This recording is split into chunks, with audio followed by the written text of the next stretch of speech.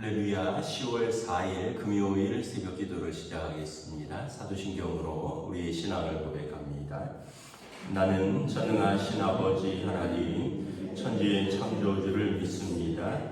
나는 그의 유일하신 아들 우리 주 예수 그리스도를 믿습니다.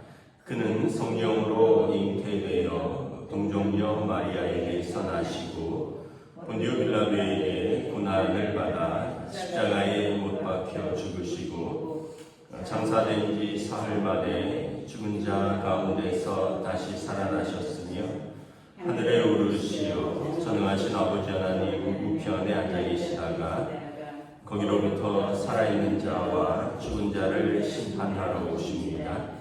나는 성령을 믿으며 거룩한 공교회와 성도의 교제와 죄를 용서받는 것과 몸의 부활과 영생을 믿습니다. 아멘. 찬송가 304장 찬양하시겠습니다. 찬송가 304장입니다.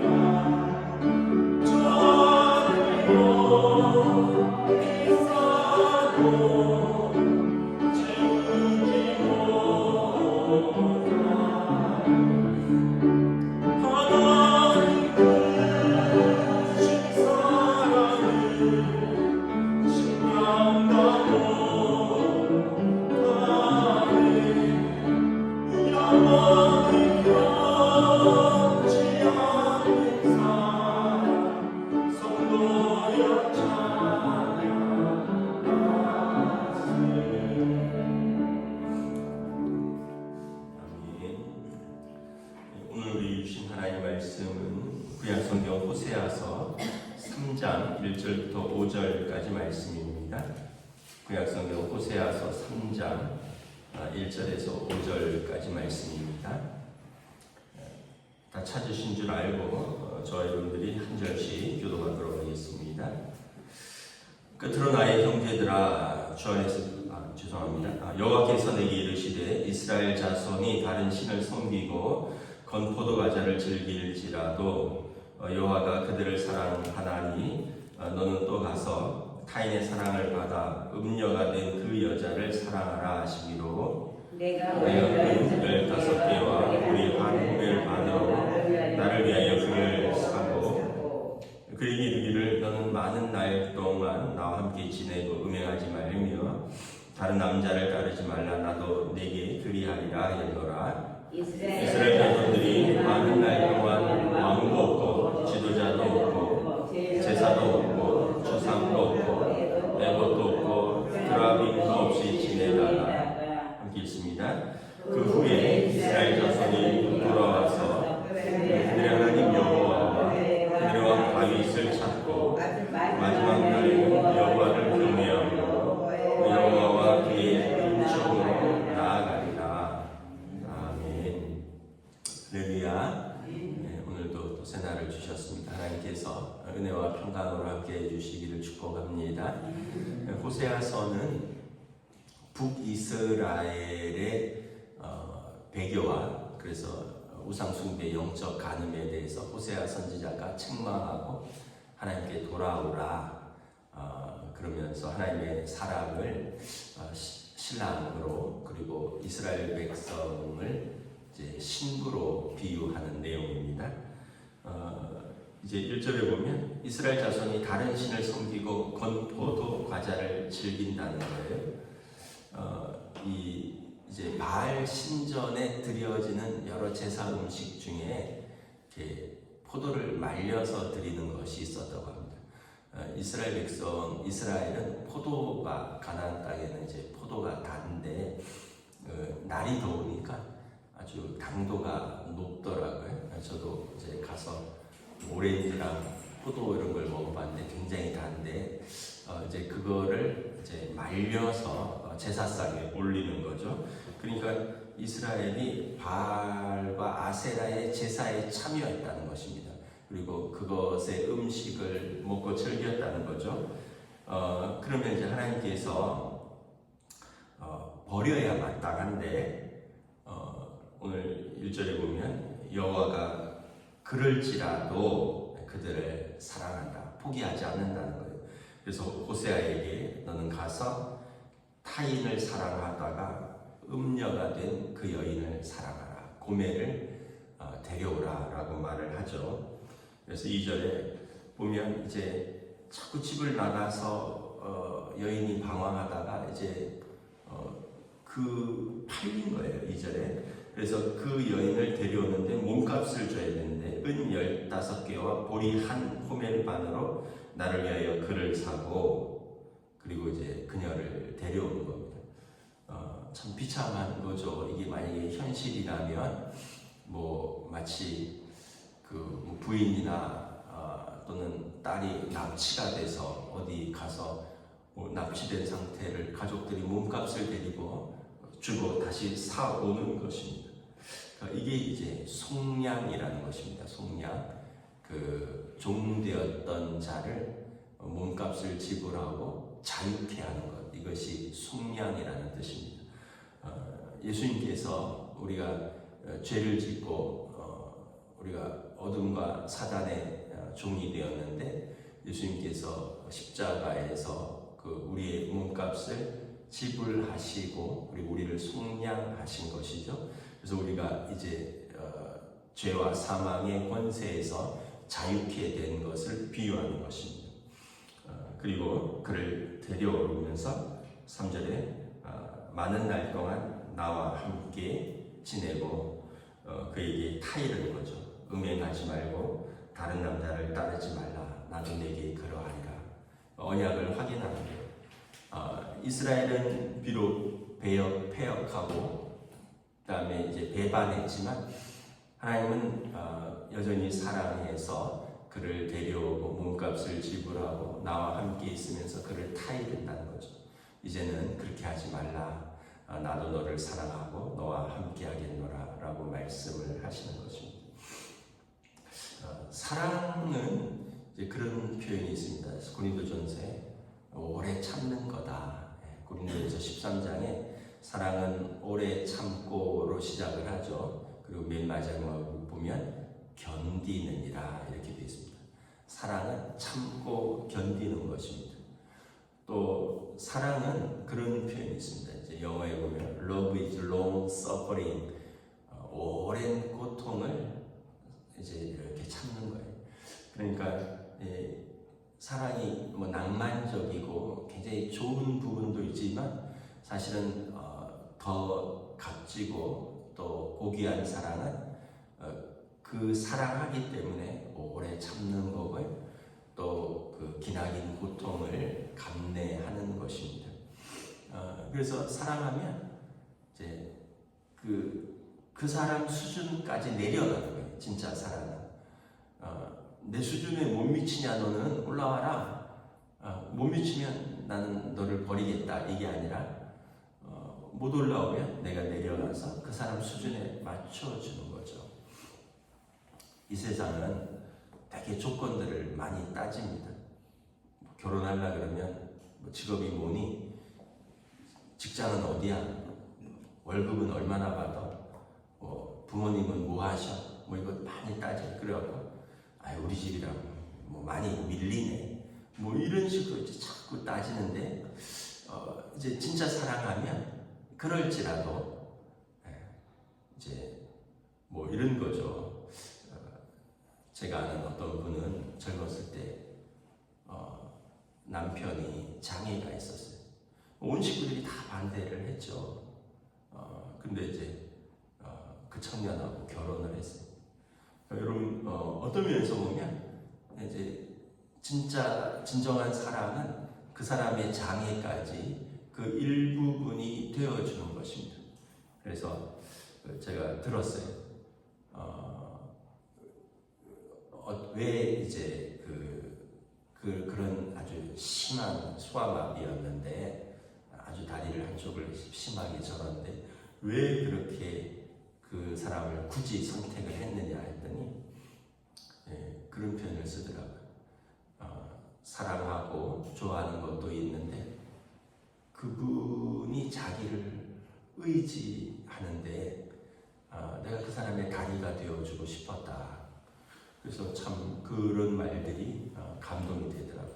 나를 의지하는데 내가 그의 다리가 되어주고 싶었다.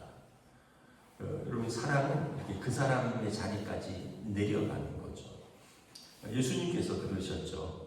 예수님께서 빌립보서 2장에 보면 그는 근본 하나님의 본체시나 하나님과 동등됨을 취할 것으로 여기지 아니하시고 자기를 비워 종의 형체를 가지사 사람들과 같이 되셨고 사람의 모양으로 나타나사 자기를 낮추시고 죽기까지 복종하셨으니 곧 십자가에 죽으십니다.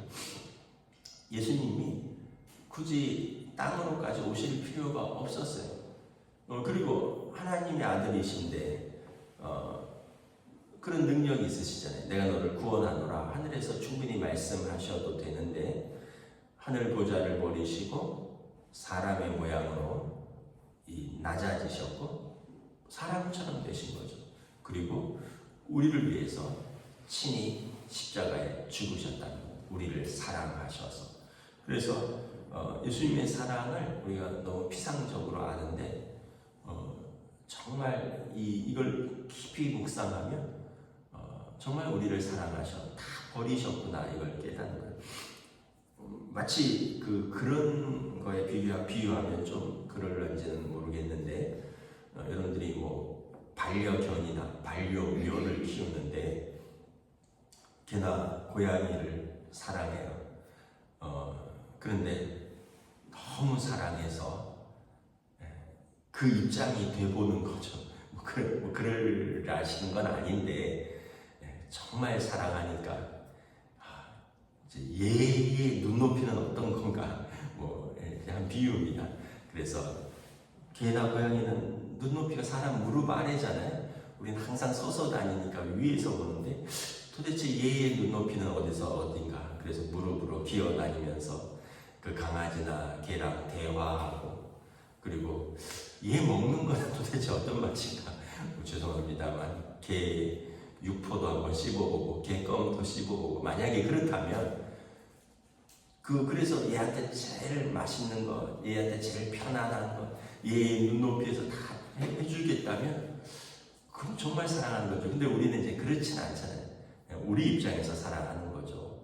그래서 너 왜 이렇게 더럽니? 시켜주고, 오늘은 뭐 내가 바쁘니까 산책 못 시켜주는데 내일은 시켜줄게. 그러니까 우리는 시간 되면 하고 여건이 되면 하고 내 입장에서 사랑하고. 그런데 사실은 정말 사랑하면 그 자리까지 내려가는 거죠. 우리가 애기들 그렇잖아요. 엄마들이, 뭐 아빠도 그렇지만 애기들 어렸을 때 생각해 보면 애들이 하고 막 그렇게 옹알이 할 때 그 옆에 누워서 눈 맞추고 같이 누워 있고, 애가 밤에 깨면 엄마도 깨고, 애가 울면 뭐 엄마는 또 새벽이라도 우유 먹여야 되고 기저귀 채워야 되고, 뭐 한시도 눈을 뗄 수가 없잖아요. 이제 아마 그런 생각을 하면 그때가 아마 가장 낮아져서 그 사랑을 베풀 때가 아닌가. 애기의 눈높이로, 애기의 마음으로 도대체 왜 울까? 그리고 아이가 웃으면 같이 기뻐하고, 아이가 울면 마음이 같이 슬프고, 뭐 이런 아마 엄마의 애기에 대한 사랑처럼 이렇게 낮아지는. 그래서 사랑은 그 사람 입장으로 가는 거예요. 그래서 오늘 하나님께서 호세아에게 아내 버리지 말고 가서 몸값을 주고 다시 사와라. 그리고 3절에 타이르죠. 이제 나와 함께 있자. 음행하며 다른 남자를 따르지 말라. 나도 내게 그러하리라. 이게 이제 하나님의 사랑이 우리의 사랑보다 크다라는 증거입니다. 3절에 보면 이런 표현이 있어요. 많은 날 동안 나와 함께 지니며 음행하지 말라. 많은 날 동안 이제 좀 남편의 사랑을 생각하라는 거예요. 좀 성찰하라는 거죠. 그렇게 탕자처럼 밖에 나가서 고생하고 또 이렇게 버림받았을 때 얼마나 비참했느냐, 많은 날 동안 생각하는 시간을 가지라는 거예요. 4절에 보면 이스라엘 자손들도 그렇게 될 것입니다. 많은 날 동안 왕도 없고 지도자도 없고 제사도 없고 주상도 없고 에봇도 없고 드라빔도 없이 지낼 것입니다. 이것은 이스라엘의 포로 생활을 말하는 것입니다. 나라가 망하고 왕도 잃고 지도자들도 다 포로로 잡혀가고, 이제는 다시 성전도 파괴되어서 제사도 없고, 그들이 이제 섬길 왕 사람도 신 하나님도 없이 많은 날 동안 그렇게 지내다가 5절에 그 후에 하나님께서 호세아가 그랬던 것처럼 그를 데리고 와서 이제 나와 함께 있고, 그들이 하나님 여호와와 그들의 왕 다윗을 찾고, 다윗은 이미 주전 1000년경 사람이고요. 아시리아가 망할 때는 주전 722년경이니까 약 300년이 지난 시기입니다. 다시 다윗을 찾는다는 것은 뭐냐면 다윗의 후손으로 약속된 메시아를 기다리는 것입니다. 이스라엘 자손이 여러 날 동안 왕도 없고 지도자도 없고 제사도 없고 또 자기를 위한 우상도 없고 그런 속에서 비참한 가운데 지내다가 그 후에 그들이 메시아를 기다리다가 하나님께서 그들을 부르셔서 마지막 날에 메시아께서 그들을 구원하시고 그들은 하나님을 경외하고 하나님의 은총으로 나아가는 날이 올 것이다. 이것을 말씀하는 것입니다. 여러분, 이런 표현이 있어요. 이집트에서 요셉이 총리로 있을 때 7년 풍년과 7년 흉년을 맞이합니다. 7년 풍년 동안 7년 흉년을 대비하는 거예요. 7년 풍년의 곡식을 다 허비하지 않고 먹고 쓰되 창고에 잘 저장해 놨다가 7년 흉년을 대비하는 거죠. 이것을 우리 인생에 비유하면 7년 풍년은 이 땅에서의 삶입니다. 이 땅에서의 삶. 저나 여러분이 지금 살아가는 기간은 7년 풍년의 기간입니다. 이때 인생을 허비하고 하나님을 떠나서 사는 삶이 아니라 하나님 앞에서 우리가 차곡차곡 믿음으로 하나님 나라에서의 삶을 준비하고 저축하는 시간입니다. 그리고 이제 하나님 앞에 설 때 이 땅에서의 그 7년 풍년의 기간이 끝나면 이제 비로소 이제 우리가 이 땅에서 사는 믿음을 가지고 영원토록 살아가는 시대를 맞이할 것입니다. 근데 이때 아무것도 준비하지 않은 사람은 흉년을 맞이하는 겁니다. 여기저기 꿇어다니지만 우리가 등불을 준비한 5 처녀의 비유처럼 너에게 나눠줄 기름이 없다. 문을 닫는 거죠. 여러분 신랑이 왔을 때 준비되지 않은 아는 5 처녀처럼 미리아가 처녀처럼 신랑을 따라갈 수 없는 거예요. 그러니까 이 땅에서 사는 기간은 여러분 7년 풍년의 기간입니다. 우리의 믿음을 쌓고 하나님 사랑으로 우리 인생을 준비하는 기간인데 많은 사람들이 이제 믿음이 없기 때문에 또 하나님을 경외하지 않기 때문에 또 전에도 듣지 않았고 그래서 그들이 이 7년의 풍년의 기간을 준비하지 않고 살다가 7년의 흉년의 기간에 혹독한 시간을 맞이할 것이다. 여러분 그러므로 5절에 이스라엘 백성은 마지막 때에 하나님께서 메시아를 보내셔서 그들을 찾고 또 그들과 마지막 날에 그들을 은총으로 함께 하는 시간을 맞이하겠다. 이게 이제 그 이스라엘의 메시아 사상이고 우리 그리스도인들에게는 주님 재림하시는 그날을 말하는 것이기도 하고요.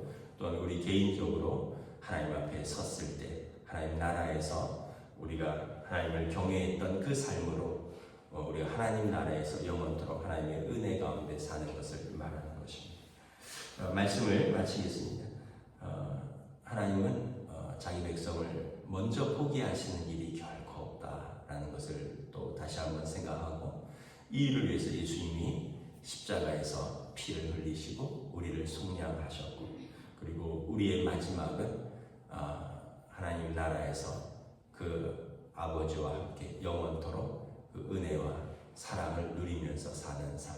이 약속을 붙들고 오늘도 여러분 불의한 자의 형통함을 부러워하지 말고 또 때로는 고난 속에서 시험 속에 있지만 낙심하지 않고 우리의 믿음으로 우리의 삶을 살아가시는 저와 여러분 되시기를 우리 주님의 이름으로 축복합니다. 기도하겠습니다. 하나님 은혜를 감사합니다.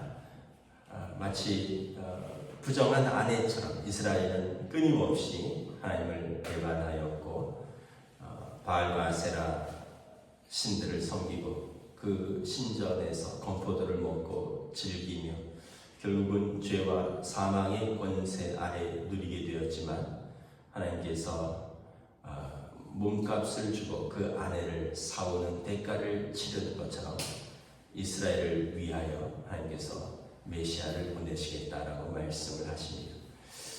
많은 날 동안 그들이 하나님을 버렸던 그 날 동안 그들은 생각하는 시간을 가져야 할 것입니다. 그 시간은 어쩌면 고난의 시간일 수도 있고 또 그 시간은 죄를 회개하는 시간이기도 합니다. 많은 날 동안 왕도 없고 지도자도 없고 제사도 없고 드라빔도 없이 그들이 지냈지만 그 후에 하나님께서 약속하신 다윗의 후손을 통하여 그들은 다시 하나님을 경외하고 그들은 하나님 그들에게 은총을 베푸는 언약의 회복이 이루어질 것을 말씀하시는 좋으신 아버지 하나님을 생각하며 오늘도 우리의 살아가는 날들 동안 우리에게 주어진 기회 동안 하나님 사랑하고 하나님 경외하며 믿음으로 우리 주님 다시 오시는 그날을 준비하며 또한 우리가 주님 앞에 서는 그날을 준비하는 하나님 사랑하는 주의 백성들로 인도하여 주시옵소서. 감사를 드리오며 우리 주 예수 그리스도 이름으로 기도드리옵나이다. 아멘. 하늘에 계신 우리 아버지의 이름을 거룩하게 하시며 아버지의 나라가 오게 하시며 아버지의 뜻이 하늘에서와 같이 땅에서도 이루어지게 하소서. 오늘 우리에게 일용할 양식을 주시고 우리가 우리에게 잘못한 사람을 용서하여 준 것 같이 우리 죄를 용서하여 주시고 우리를 당하지 않게 하시고 악에서 구하소서. 나라와 권능과